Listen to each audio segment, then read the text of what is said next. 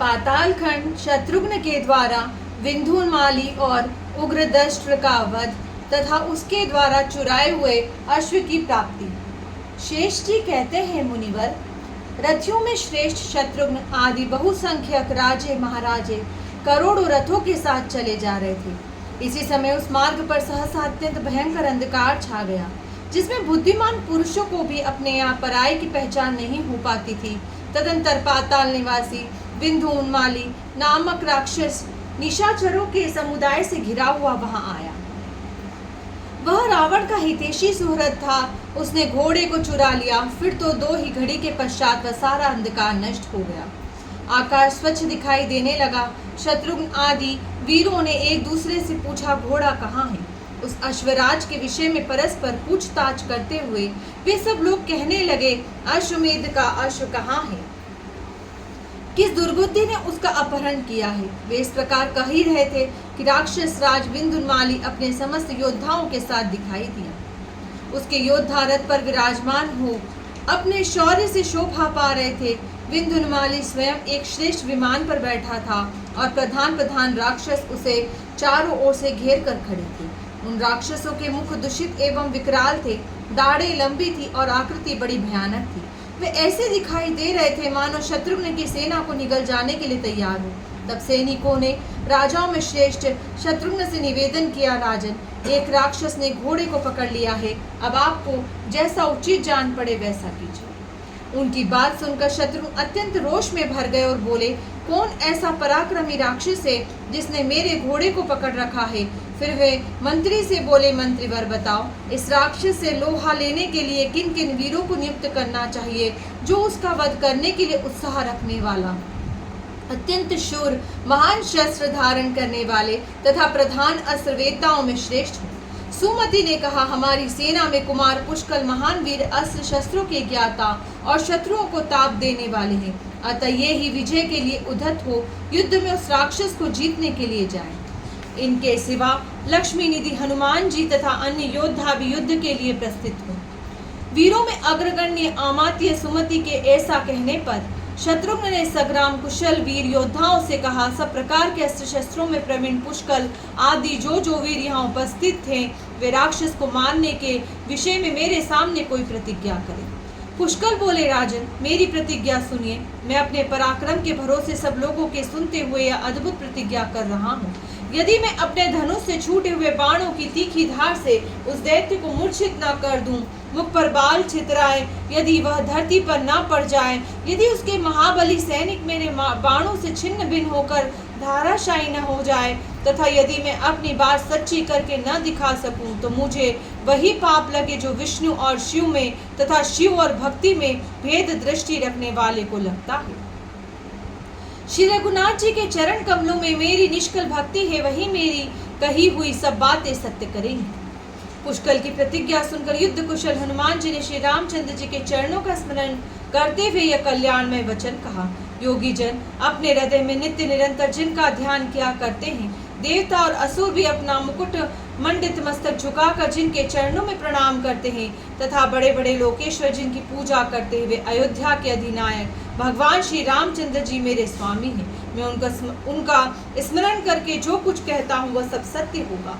राजन, अपनी इच्छा के अनुसार चलने वाले विमान पर बैठा हुआ यह दुर्बल एक तुच्छ दैत्य किस गिनती में है, शीघ्र आज्ञा दीजिए, मैं अकेला ही इसे मार गिराऊंगा। राजा श्री रघुनाथ जी तथा महारानी जनक किशोरी की कृपा से इस पृथ्वी पर कोई ऐसा कार्य नहीं है जो मेरे लिए कभी भी असाध्य हो।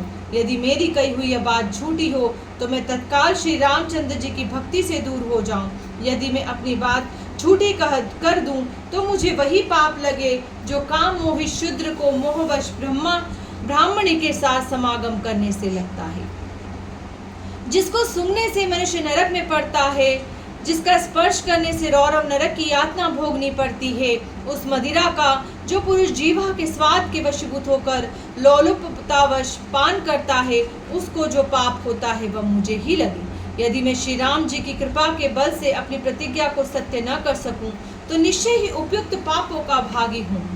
उनके ऐसा कहने पर दूसरे महावीर योद्धाओं ने आवेश में आकर अपने अपने पराक्रम शोभा पाने वाली बड़ी बड़ी प्रतिज्ञाएं की। उस समय शत्रुघ्न ने भी उन युद्ध विशारद वीरों को साधुवाद देकर उनकी प्रशंसा की और सबके देखते देखते प्रतिज्ञा करते हुए कहा, वीरों, अब मैं तुम लोगों के सामने अपनी प्रतिज्ञा बता रहा हूँ।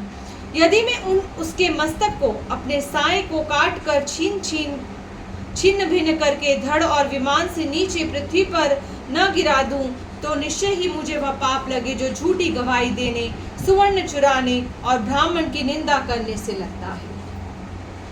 शत्रुघ्न ये वचन सुनकर वीर पूजित योद्धा कहने लगे, श्री रघुनाथ जी के अनुज, आप धन्य हैं। आपके सिवा दूसरा कौन ऐसी प्रतिज्ञा कर सकता है? यह दुष्ट राक्षस क्या चीज है? इसका तुच्छ बल किस गिनती में है?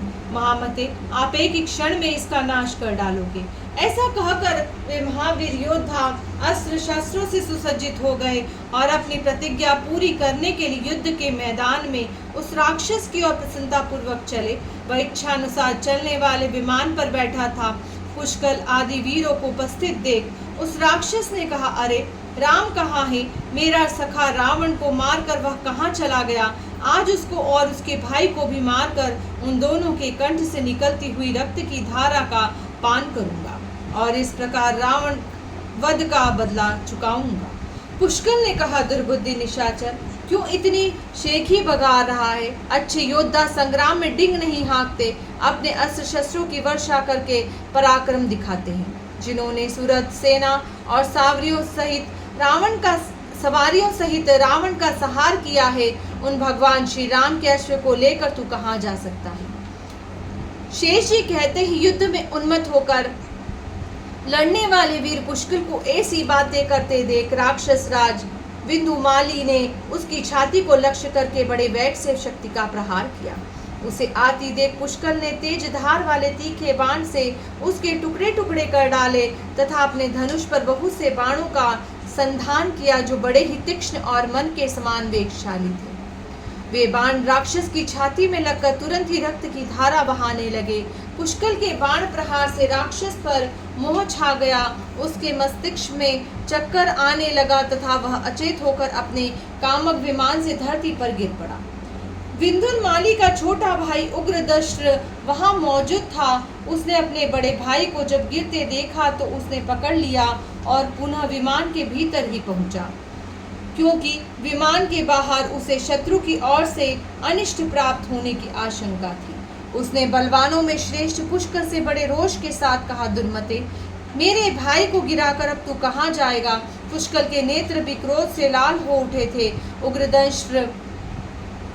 उग्रदष्ट्र उपयुक्त बातें कह ही रहा था कि उन्होंने 10 बाणों से उस दुष्ट की छाती में वेगपूर्वक प्रहार किया। उनकी चोट से व्यथित होकर दैत्य ने एक जलता हुआ त्रिशूल हाथ में लिया जिससे अग्नि की 3 शिखाएं उठ रही थी। महावीर पुष्कल के हृदय में वह भयंकर त्रिशूल लगा और वे गहरी मूर्छा को प्राप्त हो रथ पर गिर पड़े। पुष्कल को मूर्छित जानकर पवन नंदन हनुमान जी मन ही मन क्रोध से अस्थिर हो उठे और उस राक्षस से बोले, दुर्बुद्धे, मैं युद्ध के लिए उपस्थित हूँ, मेरे रहते हुए तू कहाँ जा सकता है? तू घोड़े का चोर है और सामने आ गया है, अतः मैं लातों से मारकर तेरे प्राण ले लूंगा। ऐसा कहकर हनुमान जी आकाश में स्थित हो गए और विमान पर बैठे हुए शत्रु पक्ष के योद्धा महान दैत्यों को नखों से विदीर्ण करके मौत के घाट उतारने लगे। किन्हीं को पूंछ से मार डाला, किन्हीं को पैरों से कुचल डाला तथा कितनों को उन्होंने दोनों हाथों से चीर डाला। जहाँ जहाँ वह विमान जाता था वही वही वायु नंदन हनुमान जी इच्छानुसार रूप धारण करके प्रहार करते ही दिखाई देते थे। इस प्रकार जब विमान पर बैठे हुए बड़े बड़े योद्धा व्याकुल हो गए, तब दैत्यराज उग्रदष्ट्र ने हनुमान जी पर आक्रमण किया। उस दुर्बुद्धि ने प्रज्वलित अग्नि के समान कांति धारण करने वाले अत्यंत तीखे त्रिशूल से उनके ऊपर प्रहार किया, परंतु महाबली हनुमान जी ने अपने पास आए हुए उस त्रिशूल को अपने मुंह में ले लिया। यद्यपि वह सारा का सारा लोहे का बना हुआ था, तथापि उसे दांतों से चबाकर उन्होंने चूर्ण कर डाला तथा उस दैत्य को कहीं तमाचे जड़ दिए। उनके थप्पड़ों की मार खाकर राक्षसों को बड़ी पीड़ा हुई और उसने संपूर्ण लोकों में भय उत्पन्न करने वाली माया का प्रयोग किया। उस समय चारों ओर घोर अंधकार छा गया, जिसमें कोई भी दिखाई नहीं देता था।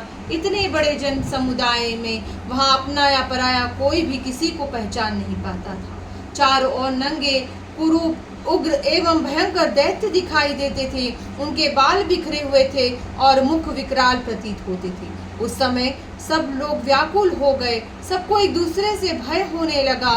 सभी यह समझकर कि कोई महान उत्पात आया हुआ है, वहां से भागने लगे। तब महायशस्वी शत्रुघ्न जी रथ पर बैठकर वहां आए और भगवान श्री राम का स्मरण करके उन्होंने अपने धनुष पर बाणों का संधान किया। वे बड़े पराक्रमी थे। उन्होंने मोहनास्त्र के द्वारा राक्षसी माया का नाश कर दिया और आकाश में उस असुर को लक्ष्य करके बाणों की बौछार आरंभ कर दी। उस समय सारी दिशाएं प्रकाशमय हो गई। सूर्य के चारों ओर पड़ा हुआ घेरा निवृत्त हो गया। सुवर्णमय पंख से शोभा पाने वाले लाखों बाण उस राक्षस के विमान पर पड़ने लगे। कुछ ही देर में यह विमान टूटकर पृथ्वी पर गिर पड़ा। वह इतना ऊंचा दिखाई देता था मानो अमरावती पुरी का एक भाग ही टूटकर भूतल के एक स्थान में पड़ा हो।